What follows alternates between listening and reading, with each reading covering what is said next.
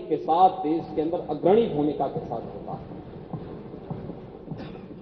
हमने अपने व्यक्तिगत स्वार्थ के लिए, यहां की पिछली सरकारों ने अपने व्यक्तिगत स्वार्थ के लिए सत्ता का प्राधिकरण नहीं किया होता, राजनीति का प्राधिकरण नहीं किया होता, राजनीति का माफियाकरण नहीं किया होता, सत्ता को वंशवाद और परिवारवाद के सामने गिरवी नहीं रखा होता, सत्ता भाई भतीजेवाद की भेंट नहीं चढ़ी होती, तो यही उत्तर प्रदेश नंबर 1 की अर्थव्यवस्था बनने का हकदार था और ये हक उसको मिलना ही चाहिए। और नंबर 1 का उत्तर प्रदेश इस लक्ष्य को लेकर के हम लोग चले थे और उसमें कई क्षेत्रों में सरकार के सामूहिक प्रयास के कारण हमें सफलता भी प्राप्त हुई।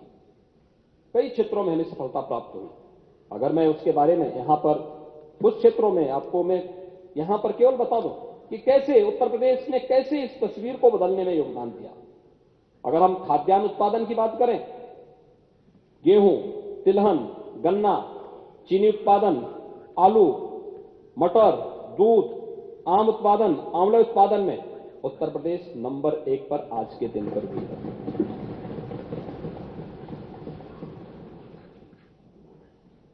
देश के अंदर उन तमाम योजनाओं में जो भारत सरकार ने लोक कल्याणकारी, गरीब कल्याणकारी योजनाएं घोषित की, उन योजनाओं में भी उत्तर प्रदेश का नंबर 1, प्रधानमंत्री आवास योजना, ग्रामीण हो या शहरी, उत्तर प्रदेश नंबर 1 पर। प्रधानमंत्री स्वामित्व योजना में उत्तर प्रदेश नंबर 1 पर।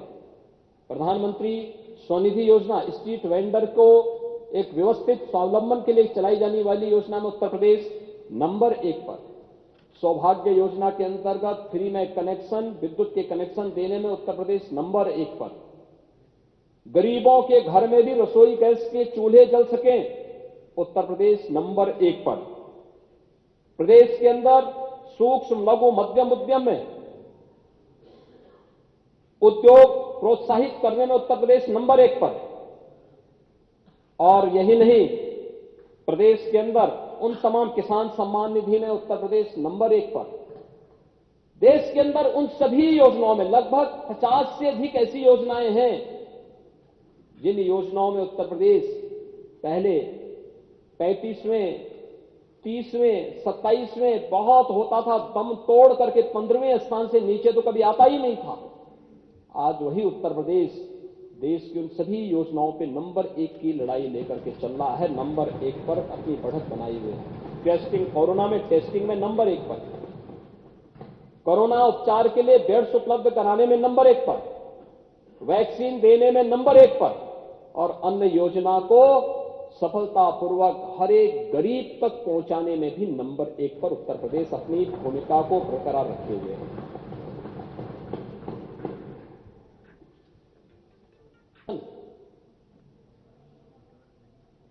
बहुत सारे लोगों को स्मार्ट सिटी से नफरत होती होगी, क्योंकि जो लोग विकास का जिनको मतलब नहीं, वे स्मार्ट सिटी से उनको कैसे वे अच्छा मान सकते हैं।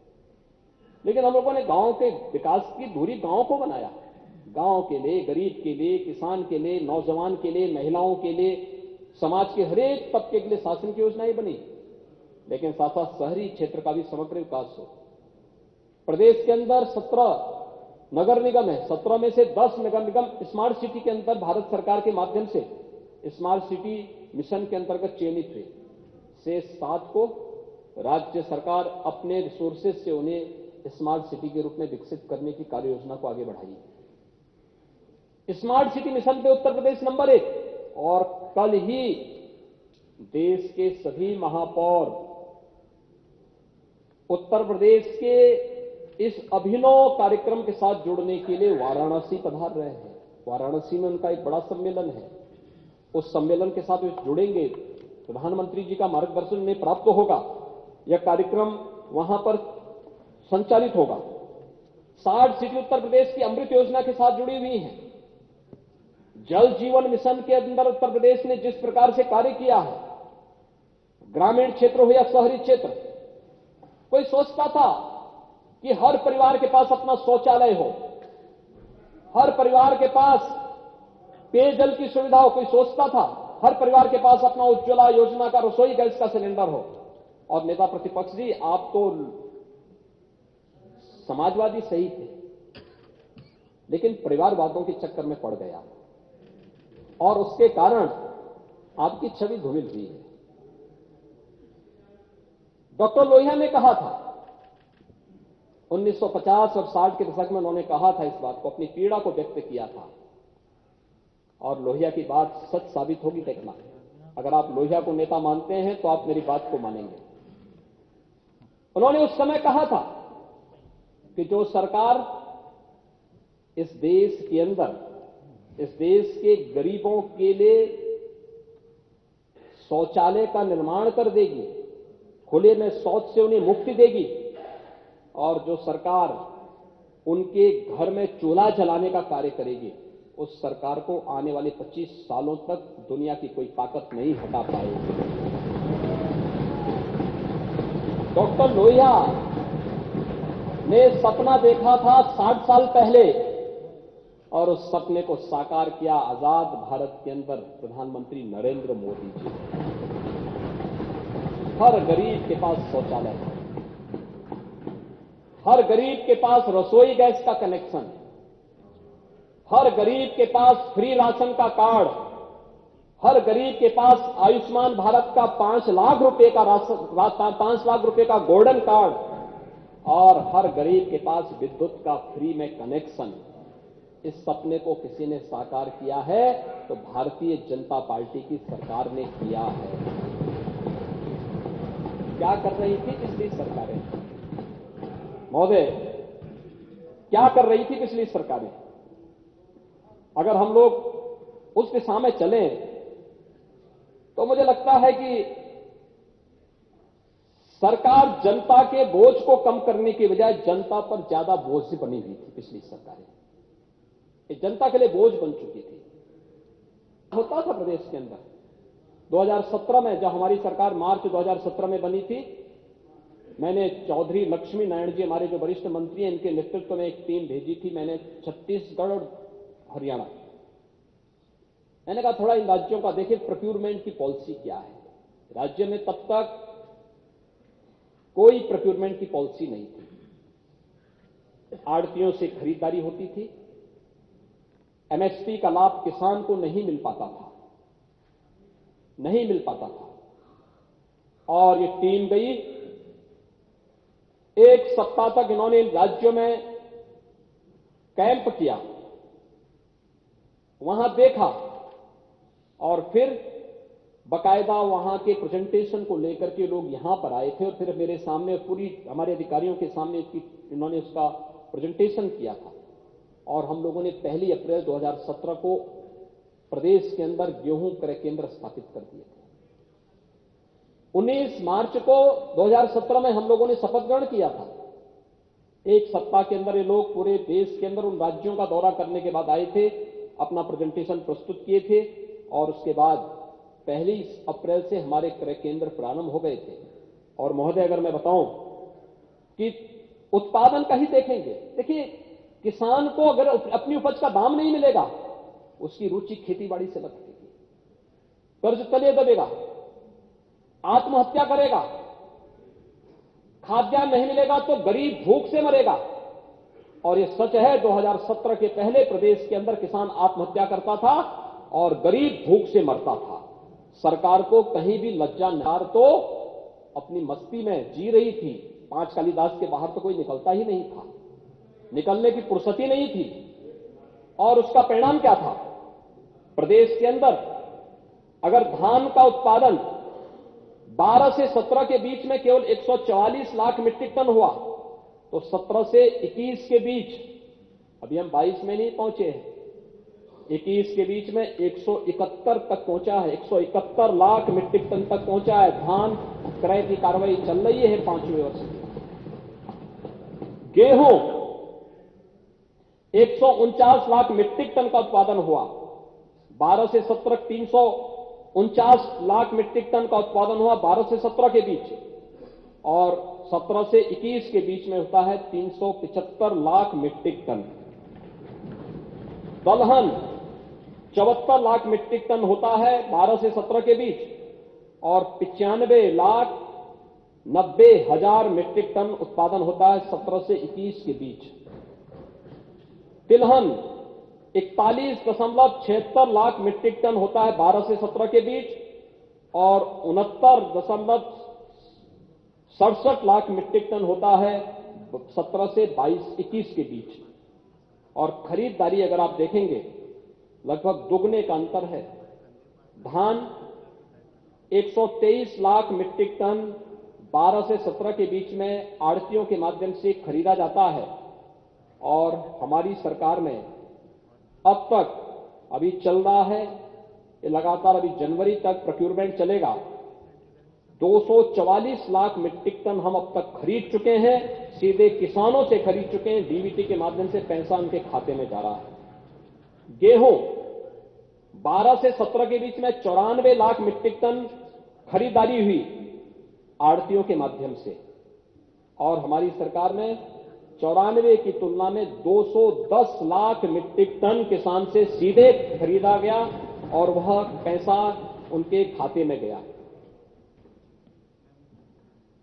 किसान जो लाभान्वित हुए 12 से 17 के बीच 14,87,000 किसान लाभान्वित हुए। धान में,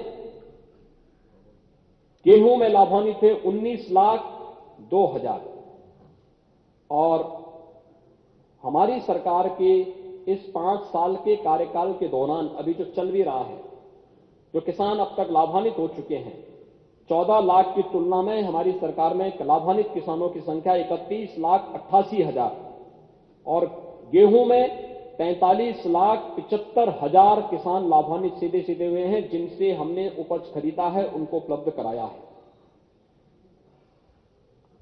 महोदय, जो धनराशि उन्हें उपलब्ध कराई गई, अगर मैं देखूं तो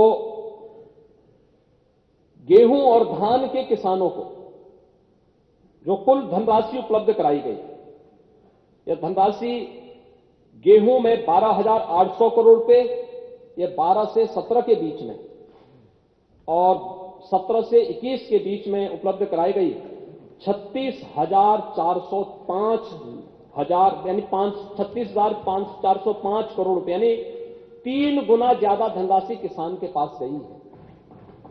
धान में 17,190 करोड़ रुपए 12 से 17 के बीच और 17 से 21 के बीच में अब तक धान में हम लोग 41,000 करोड़ रुपए किसान के खाते में दे चुके हैं।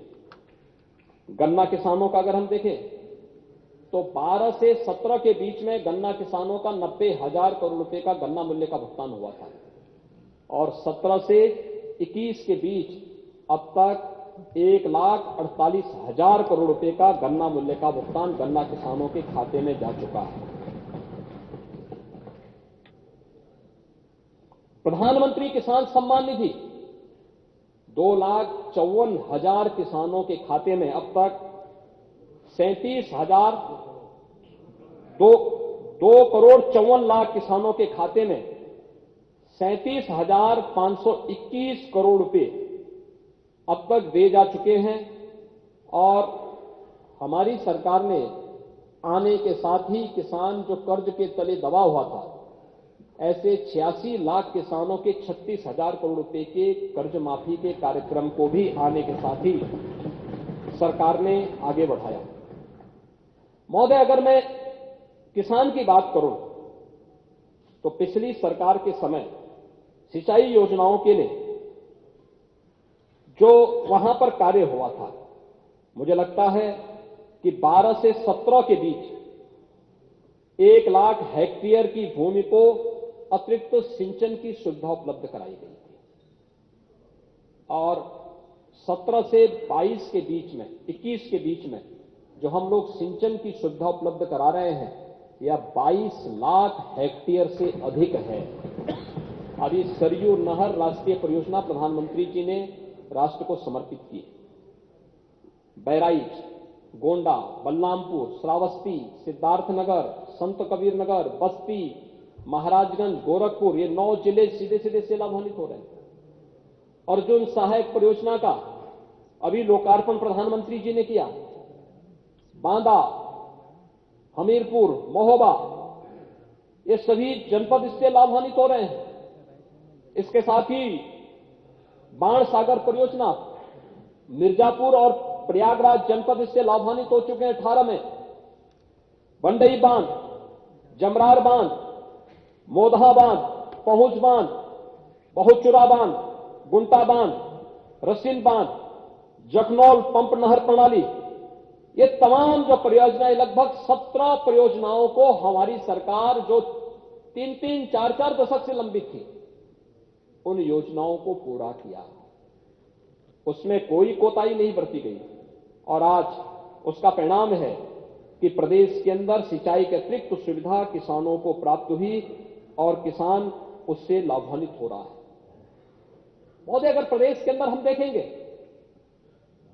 पेयजल की सुविधा गांव-गांव में उपलब्ध करवाने की कार्रवाई, बुंदेलखंड प्राकृतिक दृष्टि से हर प्रकार की खनिज संपदा से भरपूर है, लेकिन वहां की खनन संपदा को, खनिज संपदा पर भू माफियाओं को और खनन माफियाओं को हावी पिछली सरकारों ने करवाया था।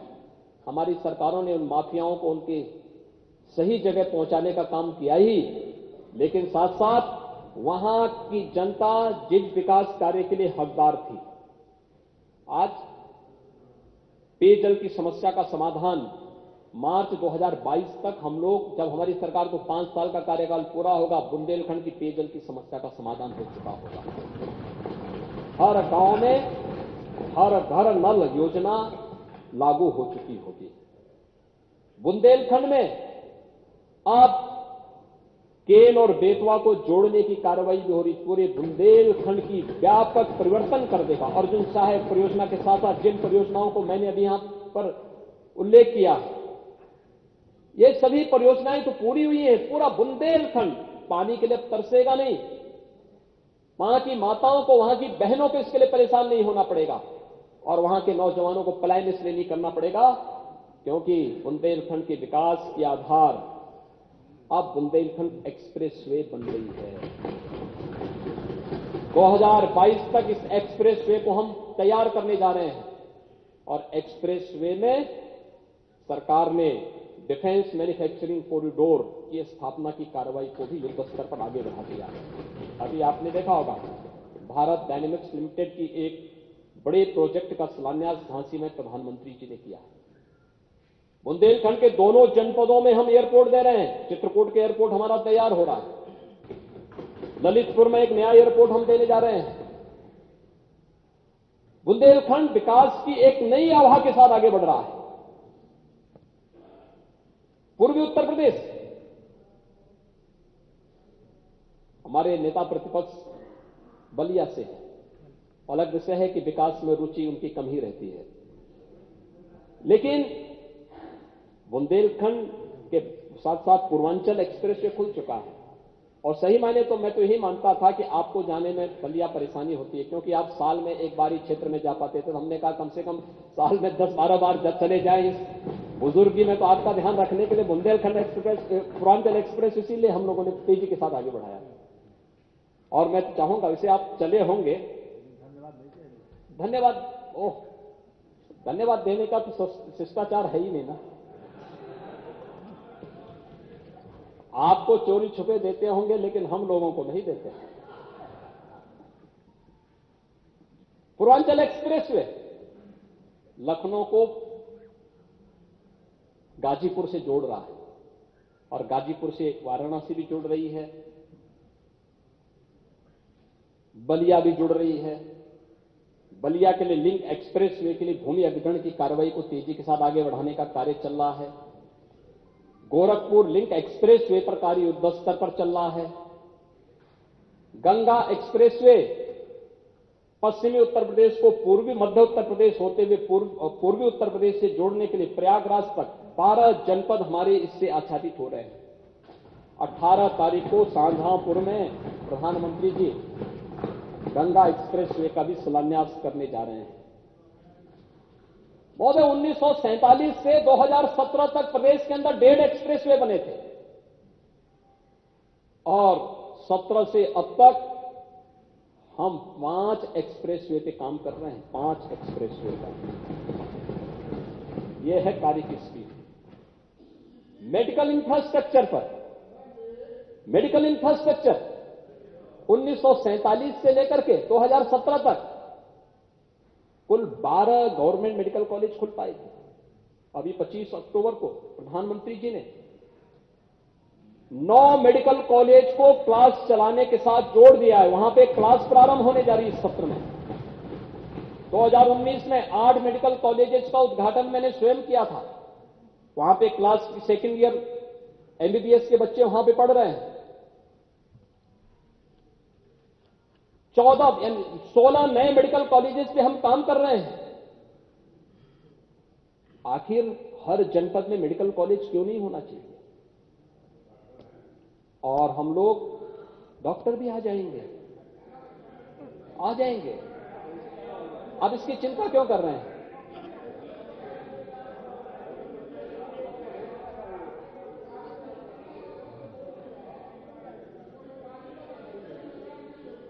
नहीं, आप देखिए, मैं इसीलिए तो कह रहा हूं ना, हर जगह बैठिए। मैं इसीलिए क्या जरूरत है याद करवाने की? जब सारा उत्तर प्रदेश देश में एक हो गया तो फिर आप घर बैठिए बाबा। अब हम लोगों को आगे यही कहने के लिए आए हैं, हम यही कहने के लिए आए हैं कि जो स्पीड सरकार ने बढ़ाई है वो उत्तर प्रदेश को नंबर 1 राज्य के रूप में देश के अंदर आगे बढ़ाने के लिए वह स्पीड फिर से स्पीड ब्रेकर न आने पाए, इस दृष्टि से हम लोगों ने इस कार्य को आगे बढ़ाया है। और एक्सप्रेसवे, मेडिकल कॉलेजेस का निर्माण ये उसी श्रृंखला का हिस्सा है। 1 डिस्ट्रिक्ट 1 प्रोडक्ट की योजना परंपरागत उद्यम को बढ़ाने के लिए और प्रदेश के अंदर जितने रिफॉर्म होने थे, इस रिफॉर्म के माध्यम से ईज ऑफ डूइंग बिजनेस में जो उत्तर प्रदेश 15-16 में 14वें स्थान पर था, उसको नंबर 2 स्थान पर लाने में सफलता भी हमारी सरकार ने प्राप्त किया। हर एक फील्ड में उत्तर प्रदेश आगे बढ़ा है। और आज पेयजल की योजना, 2 क्षेत्र प्रदेश के ऐसे थे जहां पर पेयजल का सबसे ज्यादा संकट था, बुंदेलखंड में, बिंद क्षेत्र में, और डार्क जोन से जुड़े हुए कुछ खारा पानी से जुड़े हुए क्षेत्र हैं पश्चिम और मध्य उत्तर प्रदेश में। इन क्षेत्रों में पेयजल की सुविधा की कार्रवाई हमारी बन चुकी। वर्तमान में 38,000 गांवों में, राजस्व गांवों में पेयजल हर घर नल योजना की कार्रवाई को सरकार युद्ध स्तर पर आगे बढ़ाने का कार्य कर रही है। और हमारा लक्ष्य है कि 2024 तक उत्तर प्रदेश के अंदर हर गांव, हर घर नल योजना के साथ जुड़ जाए। क्योंकि स्वच्छता के साथ साथ शुद्ध पेयजल आधी से अधिक बीमारियों के समाधान का मार्ग निकालता है, आधी से अधिक समस्याओं का समाधान का मार्ग निकालता है। और इस दृष्टि से सरकार ने इन कार्यक्रमों को तेजी के साथ आगे बढ़ाया है। हम लोग जब आए थे तब प्रदेश के अंदर बहुत कम आच्छादन था पेयजल का। आज 35 लाख घरों में हर घर नल योजना नए सिरे से जोड़ने का कार्य करने में सफलता प्राप्त हुई है। महोदय, प्रदेश के अंदर अगर मैं ईज ऑफ लिविंग में ही बात करूं, तो ईज ऑफ लिविंग में अगर हम बताएं दें कि 12 से 17 के बीच में कितने गरीबों के आवास बने थे, कुल आवास सैंक्शन हुए थे 12 से 17 के बीच में, वह मुझे लगता है कि मुश्किल से हजारों में आ पाए थे। रुचि भी नहीं थी, क्योंकि जब अपने स्वयं के परिवार से फुर्सत हो तो व्यक्ति समाज के बारे में सोचे।